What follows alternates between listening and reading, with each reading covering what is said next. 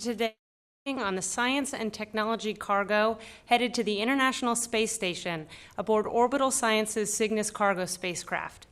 Orbital's Antares rocket is scheduled to lift off Sunday at 12:52 p.m. Eastern Time from the Mid-Atlantic Regional Spaceport's Launch Pad 0A here at NASA's Wallops Flight Facility in Virginia.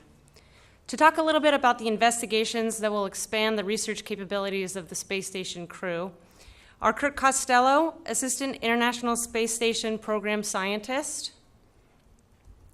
Jeff Goldstein, Student Space Flight Experiments Program Principal Investigator, Robbie Shingler, co-founder of Planet Labs, and joining us by video from NASA's Ames Research Center in California, Mark Murbach, who's the Principal Investigator for TechEdSat 4.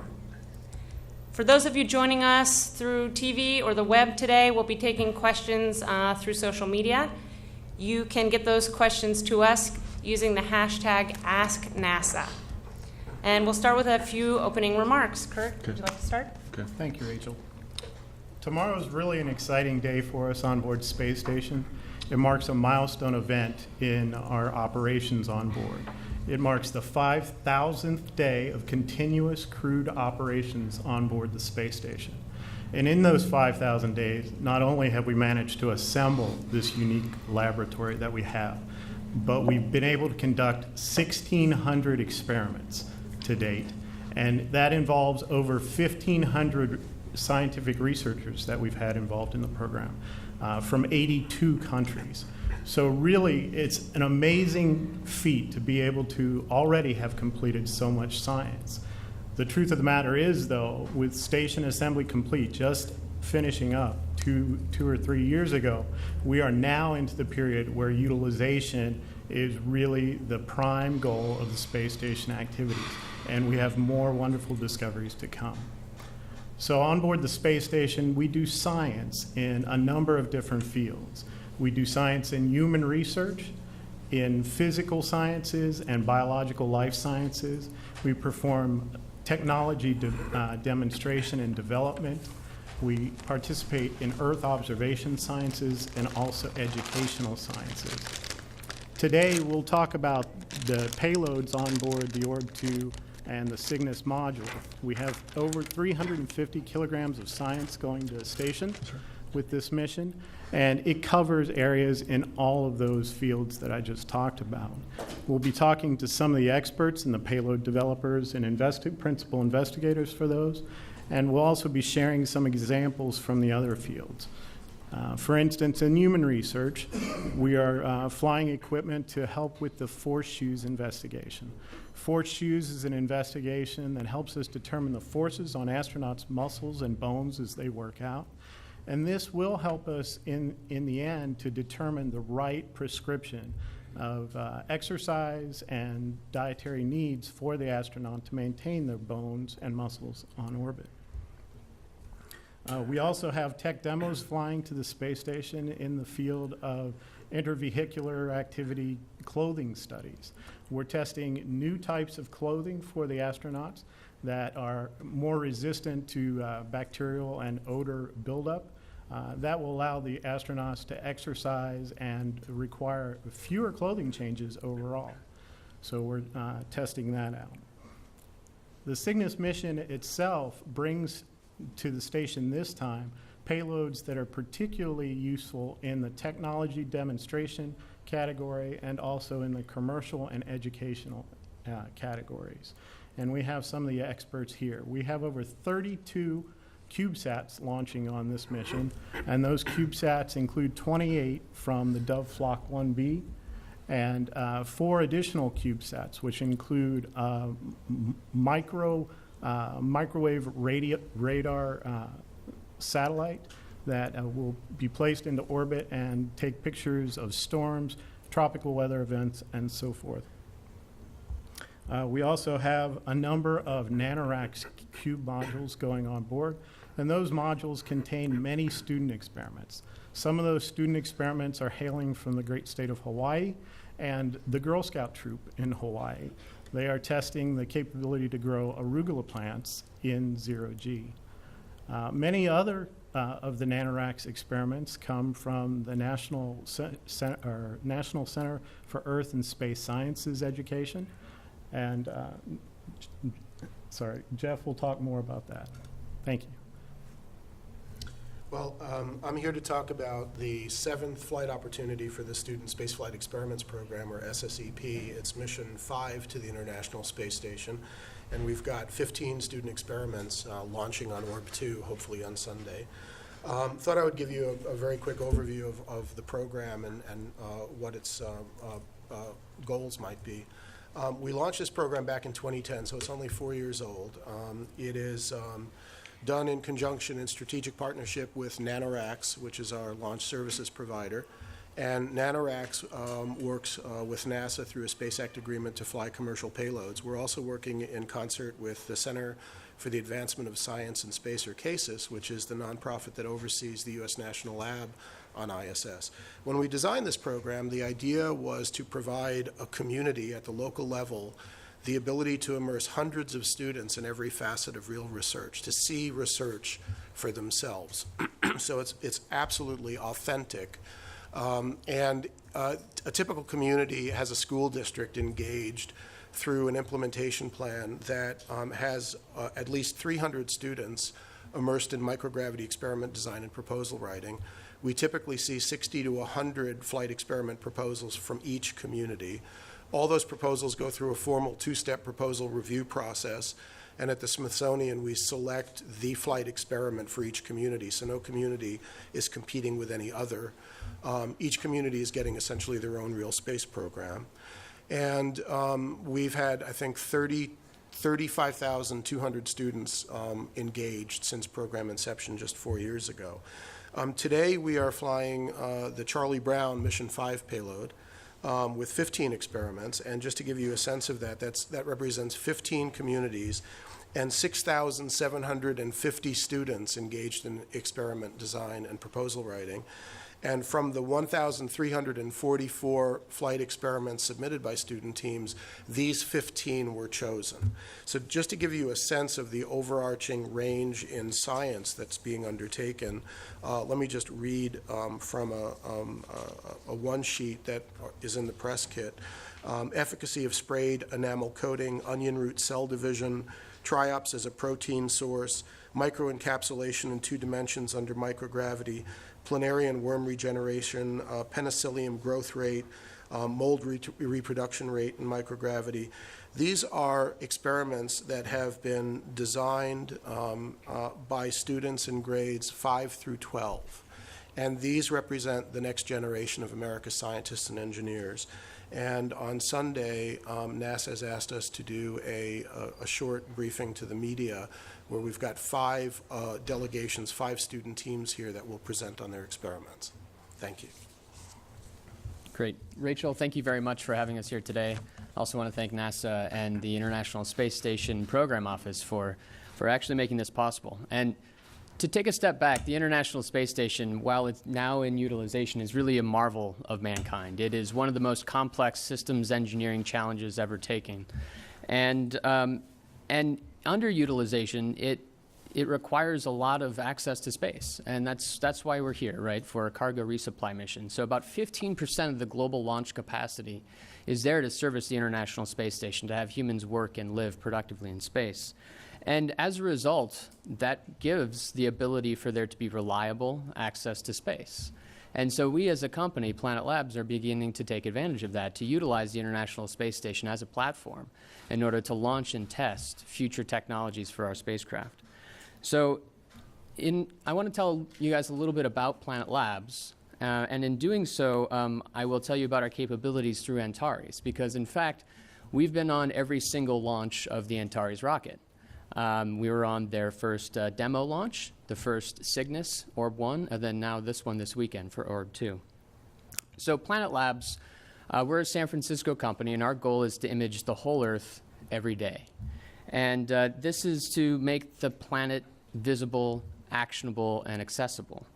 And the way in which we do this is by operating the world's largest constellation of imaging satellites to autonomously operate the spacecraft and process the imagery and then put it online for people to get access to it. And so our product is building Earth observation imagery as a service, or imaging on demand, so that we actually understand the state of the world as it is today. So what underpins this is actually building a highly compact, capable imaging spacecraft. And this spacecraft right here was actually an engineering model as part of Flock 1. Internally, we call it Build 7. And on the first chart here, you could actually see an image of our team with Build 4. This was actually one of our first tech demo satellites that went up into space in April of last year. And this went up on the Antares first launch. And you can see the size of our team at that point in time. And the goal of this mission was to see if we can build an ultra-compact, state-of-the-art imaging spacecraft. And on the next slide, you can see in this 6-day mission, we were able to take an image of a forest here in Oregon. So this is first light of Dove 1, which proved the underlying hypothesis of our company that we could build an ultra-compact imaging spacecraft. And that was actually made possible by going up as secondary payloads. Next thing that we had to do was learn how to mass manufacture these spacecraft. So on the next chart, you could see 28 satellites. This is known as Build 7, so this is actually an extra one from that production run. And we wanted to learn if we can mass manufacture these spacecraft, but then launch them into space and operate them. And so I'm going to describe a little bit about what we did with the Flock 1 so that you can understand what's about to happen with Flock 1B. So on the next image, these go up as pressurized cargo on the Cygnus capsule, and they are going up inside the NanoRacks capsules. So 2 of these spacecraft fit inside each one of these sleeves. And here you can see 8 sleeves, or 16 spacecraft, that are mounted on a rack. And the astronauts take out these sleeves and put this on this rack through the Japanese airlock, through the GEM module, and then they attach it to a robotic arm and move the robotic arm away from the International Space Station. Then they release them 2 at a time. And in the next image here, you could see actually what that looks like. So this is a beautiful image. It shows the most complex engineering spacecraft ever built by humanity, the International Space Station, and it's launching some of the world's smallest, most ultra-compact satellites. And this is, we're really grateful for NASA for unbelievable imagery that came from this mission. Ultimately, you don't really get to see your spacecraft once you bolt it to a launch vehicle, and here you get to see a very, very beautiful image. So with Flock 1, we learned how to operate the spacecraft, commission these spacecraft, and get them going. And again, this is the world's largest constellation of imaging spacecraft, and in fact, the largest constellation of spacecraft to be commissioned at once.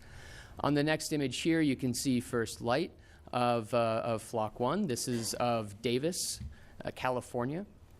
And then on the next image here, you'll be able to see a sneak preview of first light from Flock 1C. So this went up on a rocket about 2 weeks ago, 11 satellites in a sun-synchronous orbit. And we'll be releasing much more of these imagery as the weeks go on. But in summary, what I wanted to do is with Flock 1B launched on Sunday, we would launch our 71st satellite in 15 months. And that's really quite extraordinary. So that's 71 satellites going through 9 builds of a spacecraft. So every 2 to 3 months, we learn from building spacecraft, putting them in space, and actually testing them in the laboratory of space. And on Monday of this week, we welcomed 3 more people to our team to make up 71 employees. So 71 satellites with 71 employees going up on Sunday. And I'd really like to thank our team to actually really make this possible. We've done an amazing amount taking this from an idea in a garage and actually out into space. So this is agile aerospace. This is, it's about more launches and more satellites, but it's really about getting rich data. Data is our product and to make it actionable and accessible for people. So go Antares and let's go 3 for 3. Thanks, Robbie. On to you, Mark. Great. Good afternoon, everybody. It's a real pleasure to be here. I've worked at Wallops for a number of years and I'm very comfortable in the environment over there. It's been very productive. Also, I'm also very appreciative to the ISS program my esteemed colleagues at NanoRacks, who we've worked very close with for the past couple of years, and our co-writers, our rideshare people, Planet Labs, who also were our former, some of which were our former interns from NASA Ames. So if I could have you show the first slide, please. I'd like to talk a little bit about what TechEdSat is. It's a tech education satellite. It's a series of satellites that we've built. We're launching on Sunday is the fourth one in the series, also combined with some suborbital launches from Wallops. So in that satellite, actually, you see we go back 2 years. So our small team, comprised of young professionals and interns from various universities, including San Jose State, University of California, University of Idaho. We got together, and actually in a short time we produced the first 1U CubeSat that was deployed from the space station. And that's what you see on the first slide. About a year later, on the second slide, if you please, you see a 3U satellite, meaning it's 3 times the size, also being jettisoned. And in this case, we were advancing experiments in CubeSat communication and also deorbit techniques that are of particular interest. If I could have you show the third slide, this is now a depiction of what this experiment looks like. So it's a 3U satellite. You see one of the forward antennas, and off the back end is a peculiar-looking object, which is an exobrake, an exoatmospheric drag device that allows us to deorbit fairly rapidly something from an orbital platform. So we did that in TechEdSat 3 and 4, and what we're doing is advancing the techniques such that in the future that we could modulate or change the shape of that drag device such that we can steer the satellite to the top of the atmosphere. Why do we want to do this? If we look at slide number 4, we have a series of reentry. It's a 3-step process by which we would now take a larger device that would also come from the space station carrying valuable samples. It's a sample return concept, in fact. We would go through a deorbit process using a exobrake that we're developing at small scale. And then it would go through a process of having a self-stabilizing hot reentry vehicle that you see in the middle part of the slide. Finally, the terminal reentry you see at the back with a GPS-guided parafoil. So slowly we're practicing all of this. As you can see, we're doing the deorbit stage, and in Idaho and Washington State with our university colleagues, we're developing the GPS-guided parafoil. From NASA Wallops, we've actually flown the TDRV, the self-stabilizing reentry probe. Another application that we're very interested in is then taking the idea of compartmentalizing a small satellite and its electronics and carrying it to another planet. So in slide number 4, you see our Atromos concept.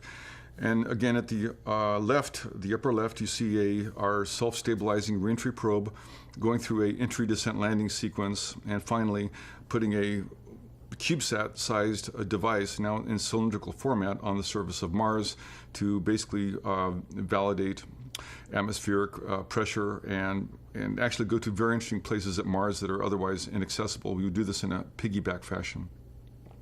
So if I could have the camera pointed back toward me, if you don't mind, I will show you, and perhaps many people in the audience have seen this, but what I'm holding right now is was one of our first CubeSat models, in fact a PhoneSat, that perhaps were worked on by 2 or 3 years ago from our colleagues, and now in various different companies in the aerospace industry. So this is what we started with. So this was the first thing cast off the ISS. And over time, then we grew 3 times in size. So this is a 3U CubeSat that's representative of our current payload, also of our companion doves. And so what I have in here is also a small-scale version of a tube-deployed reentry vehicle. So this would come out the back on that previous slide that you saw there, and then the drag device, the heat shield, if you will, is oddly put in the back of the payload, giving it a lot of stability. So perhaps you can see this. And then at the right time, a payload canister would slip out of the back, and this is what we would recover from a orbital platform or perhaps put on the surface of Mars. Its real size and if you'll excuse the noise, it would be something like this. So this is a actual sample canister that we developed for recovering samples from the ISS, and it would be very close to the same size of an object that we would like to place on Mars with the kind of technologies that you see being developed by this current flight. So that, in very short form, is what we're trying to develop. And I'd like to close with one of my favorite quotes from a luminary in the aerospace sciences, and his name was Theodore von Karman. And I like this. I tell this to my students. Scientists study the world as it is. Engineers create the world that has never been. And with that, I'll pass the baton back to our esteemed colleagues at Wallops. Okay, thanks, Mark. Okay, so we'll take some questions. Rachel. We'll start here and have some on the phone as well. As a reminder for those watching from afar, you can send your questions to us through social media using the hashtag AskNASA. And if you will please state your name and affiliation and to whom you're addressing your question, that will help us out a lot. Okay? Go ahead, Ken. Wait for the mic here. Hi, Ken Kramer, Universe Today. I have a question for the last speaker. Very interesting what you talked about Mars deployments. How close are we to actually sending these satellites to Mars? And talk a little bit more about the missions they could accomplish. Thanks.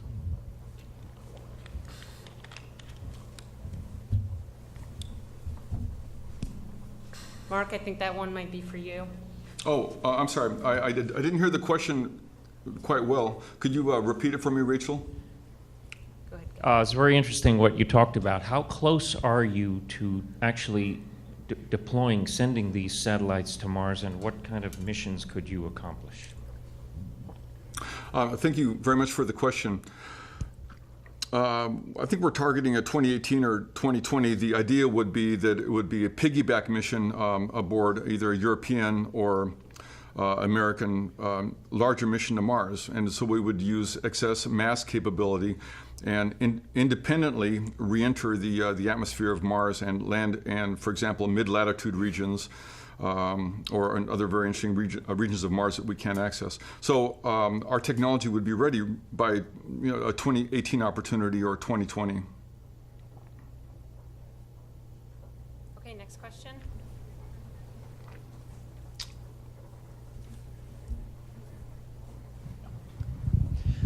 Thanks. Jeff Faust, Space Review. I think this is for Kurt. As you balance the science experiments that go up to space station, I understand there are probably some that are Dragon specific because they have to come back down. Are there any that are Cygnus specific because of some capabilities of that spacecraft? Or are you able to slip them back and forth as the launch schedules go? Well, this great question. This probably isn't fair to the TV audience because they didn't see the Cygnus briefing that occurred just before this one. But because Cygnus does destructively re-enter, there are some examples of fire investigations, notably the Sapphire investigation, that make a good fit for the Cygnus vehicle rather than a SpaceX, which is where we tend to try and recover all of the science on board. So there are a certain class of missions, particularly those that have to deal with spacecraft breakup and reentry and upper atmospherics that fit very well to the Cygnus profile, but really wouldn't fit into the return of a SpaceX Dragon. Okay, other questions here?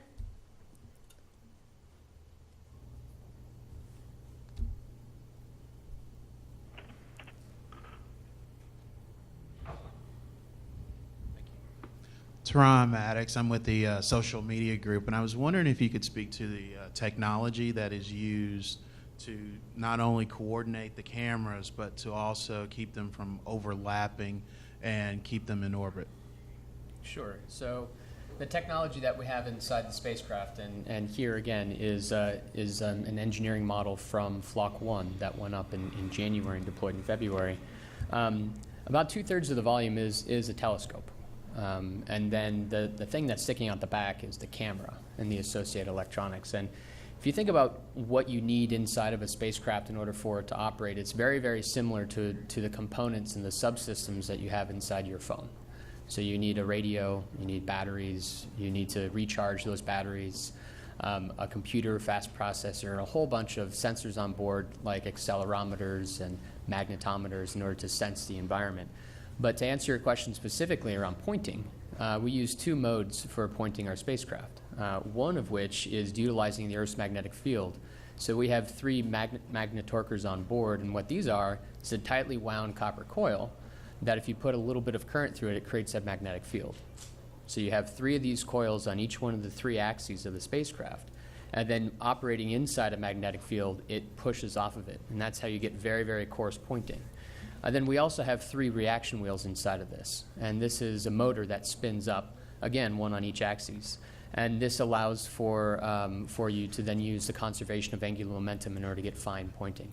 So there's actually a lot of capacity that is built within this really small spacecraft, and the exact same type of subsystems that are necessary inside much larger spacecraft. Hi, my name is Kelly Gall. I'm with the NASA Social Group and with the American Society for Microbiology. My question's for Dr. Goldstein about the student experiments and what disciplines are represented and what microbiology might be on board.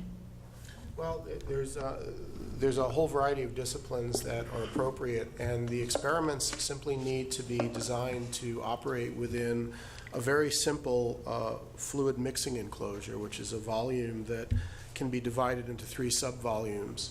And so microbials work very, very effectively here. If you have a freeze-dried microbial in one volume and a growth medium in a second, an astronaut will unclamp the first clamp and activate the microbial, and at some point the student team will ask the crew to introduce a fixative to kill and preserve the biology so that when it comes back down, this identical experiment done on the ground truth can be compared to the one that flew and see what the impact of a microgravity environment has on that system.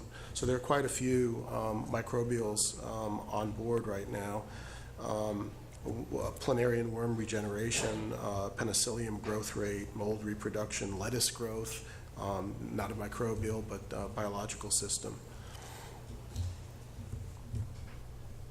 Other questions from the audience here? Okay. Yeah, hi, Bill Harwood, CBS for Robbie again. And I'm sure this is on the website. I just hadn't had time to look for it. What is the average lifetime of one of these guys before drag brings it down? And what's the long-range plan to replenish the constellation as it goes forward? Yeah, as I mentioned in my opening remarks, with this launch on Sunday, this will be our 6th launch over the last 15 months, and 3 of them have been to a really, really low orbit, so to the International Space Station orbit, and the other 3 are much higher. And so you're right to point out that the limiting factor, especially in a low orbit constellation, is drag. And drag has to do with the ballistic coefficient, but really has to do with the mass of your object and the surface area and the velocity vector direction. So right now we are in a solar max, and therefore the atmosphere has expanded. And so at 400 kilometers, which is on average where the International Space Station is, these satellites last on the order of months. So about 6 months or so, but which is absolutely perfect for us in order to practice, again, what we call agile aerospace, which is to test out new technologies, new operations, and new capabilities, and then feed that into the next generation of our spacecraft that we deploy. For operational constellations for longer term, going up to about 500 kilometers, they would last about 5 years. Okay, and I think we have one question on social media. You want to take one from the audience? Okay. Taylor with USA in Space. Just a follow-up to that. You said we're at solar max, and that's decreasing it down to 5 months. How much longer would it last if we weren't at solar max? That's a very good question. It would probably be about 2 times longer, so on the order of 9 to 18 months. Okay, now I think we have a couple from social media in the front here. Wonderful. This first question comes from Twitter user Scott, who asks, how long will the sensors be functional for in collecting data? For Planet Labs? You believe so? Well, we will find out. We just launched 2 weeks ago to an orbit that will be up there for about 5 years. Right now, they're operating perfectly, but we will see degradation over time in performance. Then take that into consideration as we iterate on our technology moving forward. But for now, the limiting factor has been altitude with respect to build 6 and above. Wonderful then. The second question comes from Twitter user Dylan, who asks, will it help make the ISS bigger? I believe what they're referring to is the cargo that's being carried up, the science experiments and things like that.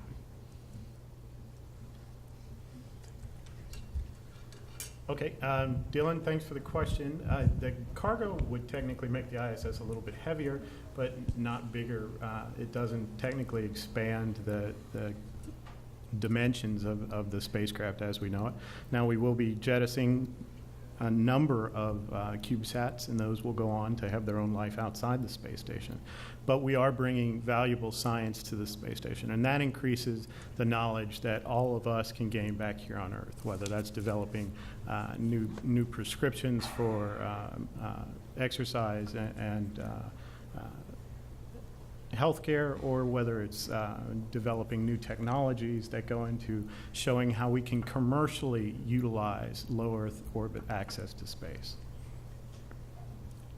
And I think we have one on the phone from Frank Mooring with Aviation Week. Frank, are you on? I'm here. Thank you. Can you hear me? We can. This is for Robbie, and it has to do with your operational constellation.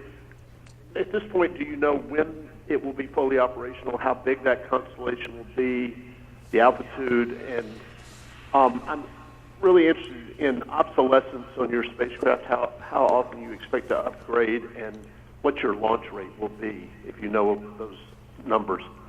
Thank you. Yeah, Frank, thanks for the question. We aim to operate our spacecraft around 400 to 600 kilometers. So that's about the altitude at which we'll go for. So it's a useful lifetime of around about 5 years when we get above 500 kilometers. And we have a number of conversations trying to get access to space as secondary payloads over the coming 18 months. But we anticipate that we would be able to launch about once a quarter in order to replenish the constellation, but in addition to that, provide much more robust capability as we get into operations. But the ones in sun-synchronous orbit will be up there for a number of years, and already, Frank, with Flock 1C, we're getting excellent imagery back, and there will be a lot more data coming out on that over the next couple of weeks. Okay, we have time for a couple more questions from the audience, if there are any. Okay, in the middle here.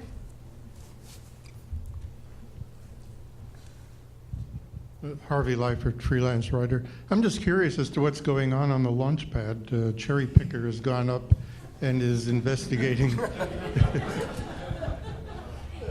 It looks like normal pad operations, hopefully. They continue to make progress at the launch pad, so. Other questions? Yep. My name is Ari Kutsaratis, and I had a question for Robbie again. Those microsatellites, what sort of data rates do they communicate back to Earth with? That's a great question. So we have seen upwards to about 75 megabits a second with our large ground stations, in addition to what we currently have in models build 9. And that will continue to evolve over time as we add additional power and upgrade additional compression mechanisms on board our radio. But we started with very low speed transmission, UHF transceiver, which is very, very low speed. But now over time with the X-band down, we get quite a bit of data down. Okay, any last question? Okay, well, we'll go ahead and wrap up. I'd like to thank everyone for joining us today, especially our participants. For awareness, we'll hold a pre-launch status briefing tomorrow at 1 p.m. Eastern from here at Wallops Flight Facility. You can find out more about the space station and the science payloads headed to the space station at www.nasa.gov/station. Thanks very much.